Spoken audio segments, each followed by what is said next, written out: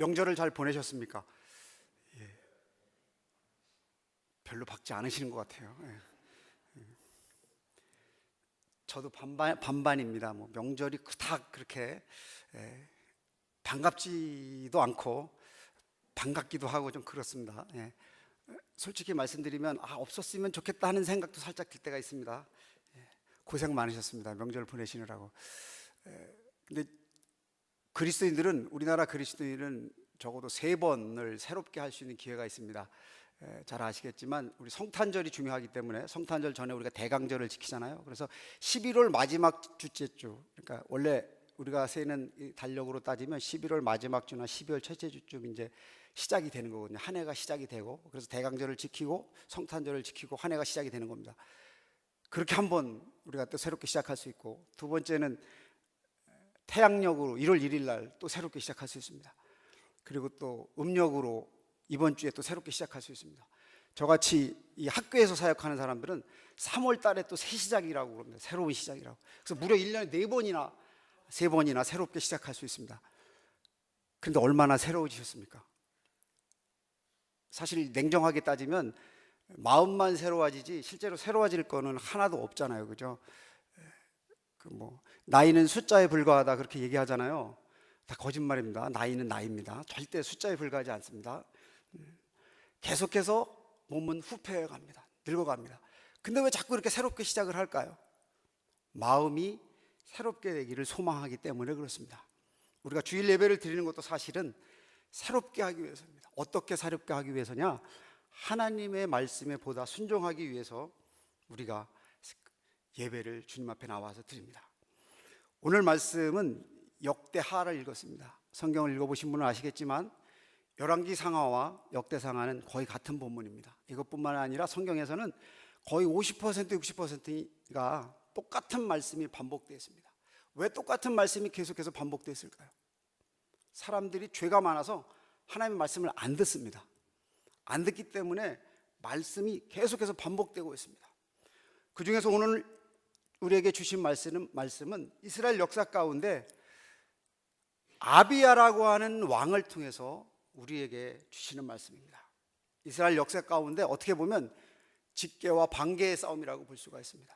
잘 아시다시피 솔로몬 이후에 이스라엘 역사는 둘로 나뉘어졌습니다. 남쪽은 남유다가 가리켰고 남유다가 통치했고, 북쪽은 북이스라엘이 통치했습니다. 이 남유다 왕 아비야 때 북이스라엘의 설립자였던, 그러니까 북이스라엘을 만들었던 여로보암과 전쟁을 하게 됐습니다. 여로보암 18년째 남유다 왕 아비야와 여로보암이 싸움을 한 이야기가 오늘 본문 이야기입니다. 아비암도 북이스라엘의 여로보암도 둘 다 그렇게 훌륭한 사람은 못 됩니다. 근데 놀랍게도 오늘 말씀에서 아비야는 굉장히 훌륭한 모습으로 나타납니다. 남유다 아비야 왕이 40만의 군사를 이끌고 북이스라엘 여로보암의 80만 대군과 맞닥뜨렸을 때 스마라임 산 위에 올라가서 적진을 향해서 연설하는 내용이 바로 오늘 말씀입니다. 사실은 1절부터 쭉 읽었어야지 되는데 길게 읽으면 여러분들이 싫어하실 것 같아서 딱 3절만 읽었습니다. 자, 먼저 아비야는 북이스라엘 여로보암 앞에, 전쟁터 앞에 스마라임 산 위에서 북이스라엘 여로보암 앞에 이렇게 이야기합니다. 너희의 정체성은 뭐냐? 내가 볼 때 너희는 반역자다, 배신자다, 그렇게 지적하고 있습니다. 역대상하가 원래 유다 쪽으로 좀 치우쳐져 써 있습니다. 남유다 쪽으로 치우쳐져 써 있습니다. 그러니까 정통성이 남유다에 있다는 얘기죠. 그러니까 남유다 입장에서 보면, 그리고 하나님의 말씀에 입각해서 보면 북이스라엘 여로보암은 배신자고 반역자라고 지적하면서 먼저 지적한 내용이 무엇이냐면은 우상 숭배를 지적을 합니다. 너희들 금송아지를 섬기지 아니하냐. 금송아지 하면 금방 다 떠오르시는 사건이 있죠. 언제 금송아지가 출현했습니까? 모세가 출애굽한 다음에 광야에서 금송아지가 출현했습니다. 그 이후로 많은 시간이 흘렀습니다. 그럼에도 금송아지를 숭배하는 그 모습은 변하지 않았습니다. 출애굽한 이스라엘 백성이 계속해서 마음속에 겉으로 드러나지 않았지만 늘 우상숭배에 대한 마음이 있을 때 드러나는 것은 금송아지를 세우는 일이었습니다. 이스라엘 백성은 참 참을성도 부족하고 애굽의 문화에 찌들어 있다고 하는 것을 우리가 알 수 있는 대목입니다. 금송아지가 있으면 좋기도 하겠습니다. 그러나 내용 없는 백과사전이라고 하는 인터넷 사이트에 들어가 보면 금송아지를 이렇게 정의하고 있습니다. 금송아지는 금으로 된 송아지. 이 금송아지는 사람이 타고 다닐 수도 없고 쟁기를 끌며 밭을 갈 수도 없고 투나 소싸움을 시킬 수도 없고 심지어는 소고기로 먹을 수조차 없다. 금송아지의 소고기를 먹으려 한다면 금송아지의 소고기는 미국산 소고기보다도 인체에 아주 유해한 물질이므로 관두는 것이 좋다.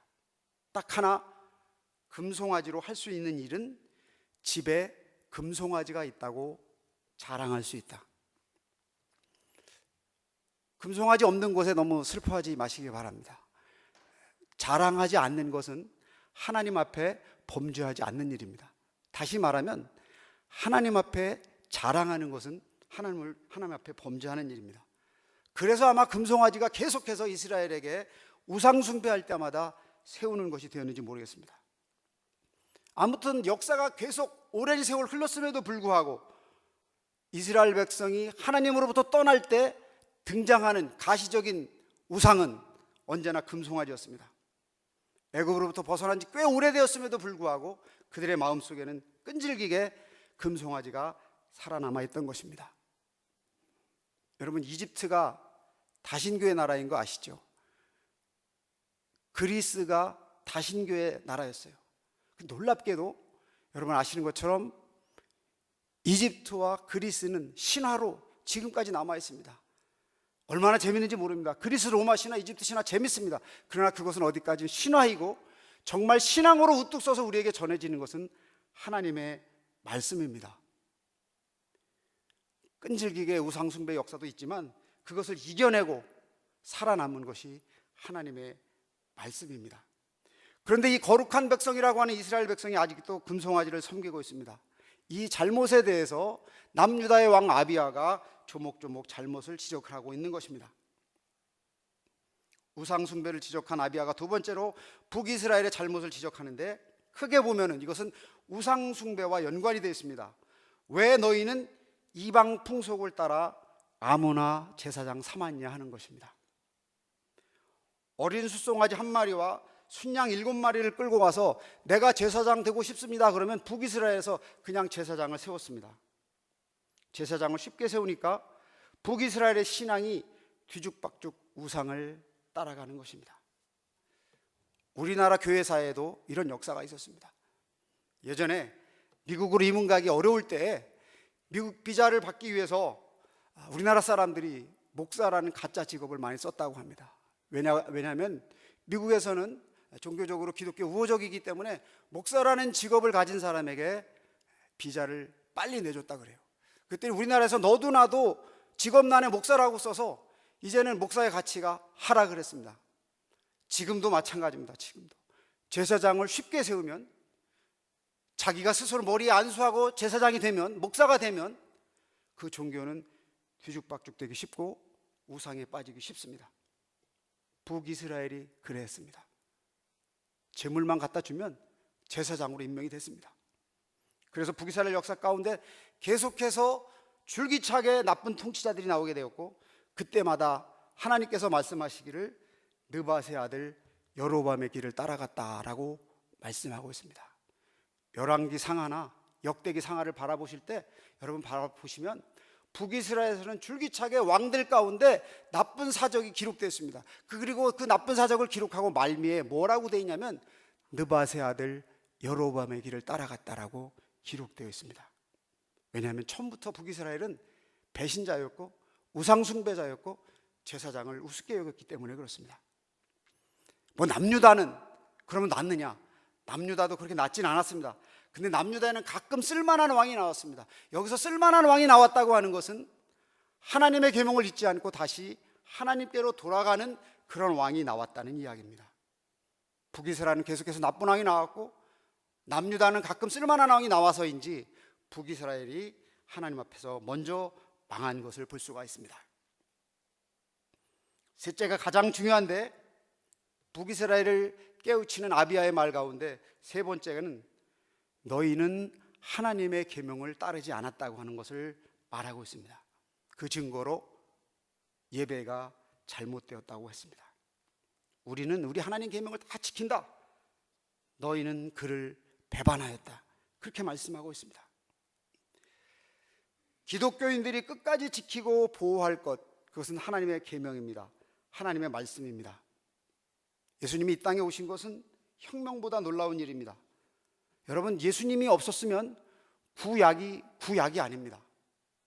오래된 약속이라는 뜻의 구약은 예수님이 오셨기 때문에 구약이 될 수 있습니다. 근데 그 예수님이 구약을 우습게 여긴 게 아닙니다. 구약을 완성하셨습니다. 내가 율법이나 선지자를 폐하러 온 줄로 생각하지 말라. 폐하러 온 것이 아니요 완전하게 하려 함이라. 예수님은 구약을 완전하게 하러 오셨습니다. 저만 그런지 모르지만 성경을 읽다가 열왕기나 역대기를 보면 이거 이스라엘 역사인데 내가 이걸 왜 읽어야 되나 할 때가 있습니다. 그런데 우리가 예수님을 믿기 때문에 예수님을 중심으로 보면 그래도 구약은 소중한 하나님의 말씀입니다. 왜냐하면 예수님이 구약의 말씀을 버리러 온 것이 아니라 완성하러 오셨기 때문입니다. 이 개혁의 정신 위에, 이 정말 혁명적인 정신 위에 기독교가 세워졌습니다. 특별히 우리 개신교는 그 종교개혁 1517년에 종교개혁을 했으니까 한 502년 됐네요. 이 종교개혁의 전통이 우리 가운데 살아있습니다. 근데 이 개혁의 전통이 너무 살아있어서 수많은 교파들이 양상되는 아픔을 우리가 지금 보고 있습니다.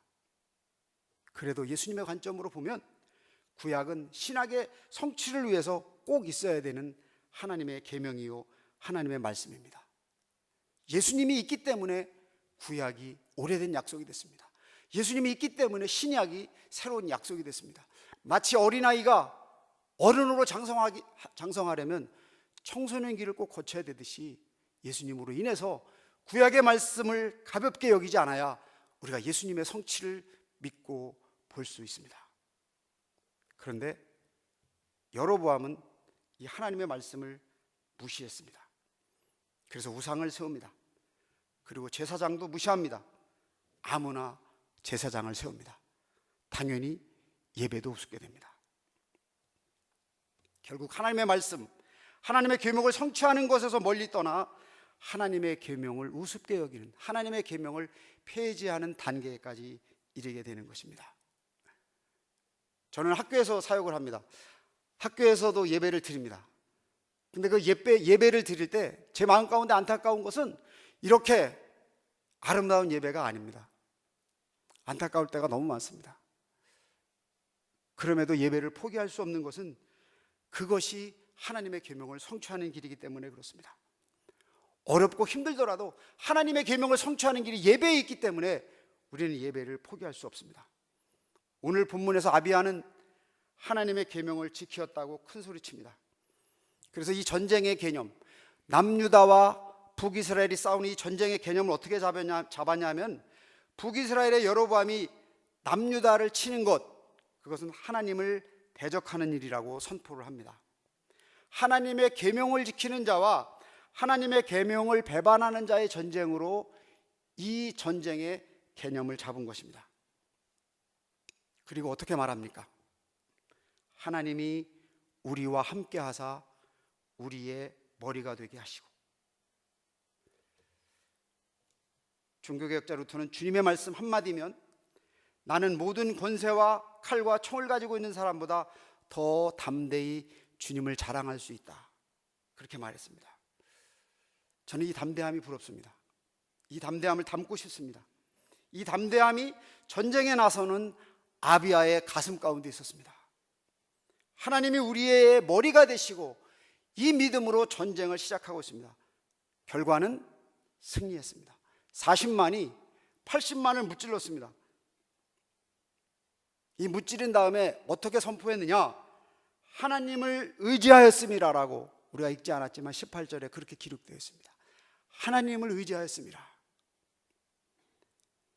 근데 참 묘하게요, 이 아비야는 하나님의 머리 되심과 하나님의 꼬리 되심을 우리에게 다 보여주고 있는 인물입니다. 말씀 한번 띄워주시기 바랍니다. 열왕기상 15장 3절부터 5절까지. 너무 작은 것 같은데요, 한번 잘 보시기 바랍니다. 제가 읽어드리겠습니다.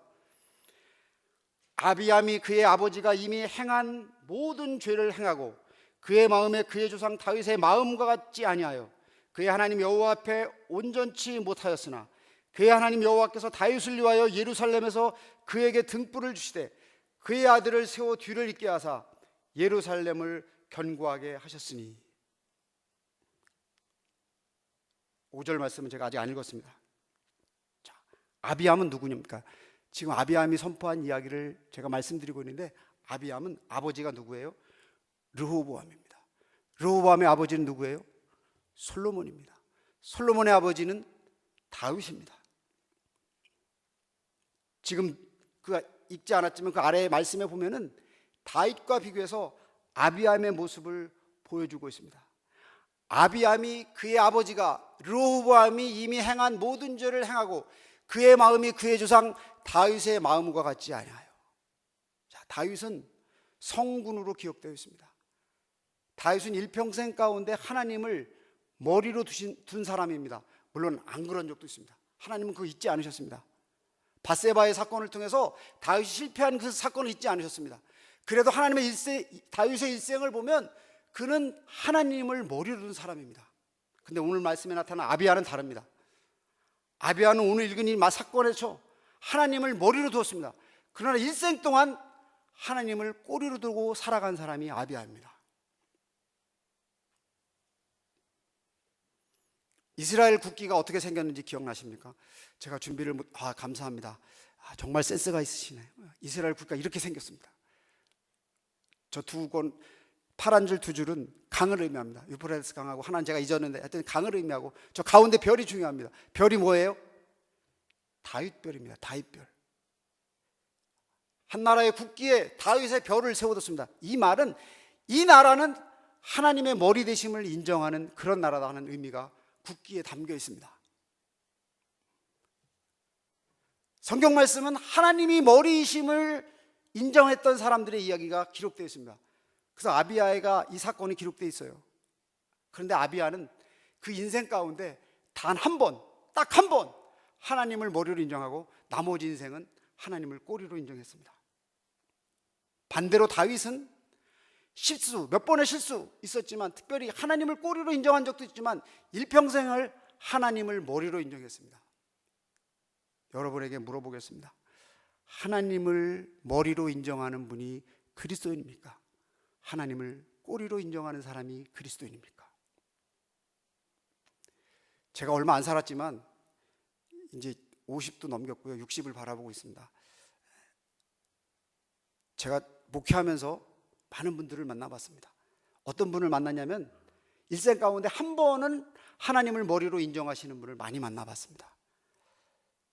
많은 사람들이 일생 가운데 한 번은 하나님을 머리로 인정합니다. 근데 일생을 전부를 하나님을 머리로 인정하느냐? 그렇지 않습니다. 아비야와 똑같습니다. 아비야처럼 하나님은 일생 가운데 한 번 하나님을 머리로 인정하는 사람을 기억하는 것이 아니고 일생을 하나님을 머리로 인정하는 다윗 같은 사람을 기억한다는 것입니다.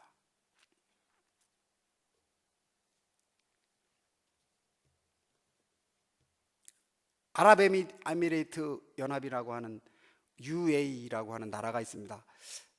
제가 아주 10여 년 전에 성지순례를 갔다 오다가 중간에 잠깐 시간이 있어서 두바이를, 아랍에미리트 연합이라 두바이 아시나요? 두바이 나라를 이렇게 구경한 적이 있습니다. 그때 우리나라 삼성물산이 세계에서 제일 높은 빌딩, 버즈 칼리파인가요? 부르프 칼리파 같은 발음은 제가 어느 나라 말인지 잘 모르겠어요. 하여튼 버즈 칼리파라고 하는 829m, 약 829m 되는 빌딩을 짓고 있었습니다. 지금은 다 완성됐습니다. 지금 가시면 볼 수 있을 겁니다. 지구상에서 제일 높은 빌딩이 바로 그 빌딩입니다. 근데 그 빌딩을 지을 때 놀라운 것은 GPS로, 그러니까 인공위성 항법 장치의 도움을 받아서 짓는다는 거예요. 지상에서 가장 높은 빌딩은 그 위에 있는 것의 조종을 받습니다. 지상에서 가장 높은 각 나라의 왕은 세상의 조종을 받을 것이 아니라 그 위에 계신 하나님의 조종을 받아야 되는데, 아비야는 그렇지 못했다고 하는 것입니다. 당대의 최고의 삶을 살아가려고 하면 그 위에 계신, 지구 위에 계신, 우주 위에 계신 하나님의 통치를 받아야 됩니다. 근데 아비야는 아쉽게도 왕의 자리에 있으면서 단 한 번만 하나님이 머리라고 하는 것을 인정했습니다. 그래서 좀 전에 읽은 열왕기상 15장에 보면 아비야에 대한 평가가 이렇습니다. 너 온전하지 못하지만 다윗 때문에 그냥 왕위를 이어가게 할게. 너 별 볼 일 없지만 너가 아니라 너의 선조인 다윗이 잘해서 그냥 왕위를 이어가게 할게. 누구나 똑같은 시간에 일평생, 한평생을 살아갑니다. 조상 때문에 살아가는 사람도 있고요, 이웃 때문에 살아가는 사람도 있고요, 국가 때문에 살아가는 사람도 있습니다. 바라기는 하나님을 머리로 인정하고 하나님 때문에 살아가는 성도 되기를 축원합니다. 일생 동안 딱 한 번 하나님을 머리로 여기는 사람은 너무나 많다니까요. 그런 인생을 살아가지 마시고 평생 가운데 하나님을 머리로 인정하는, 일생 가운데 하나님을 머리로 인정하는 그런 인생을 살아갈 수 있는 성도 되기를 주님의 이름으로 기원을 드립니다.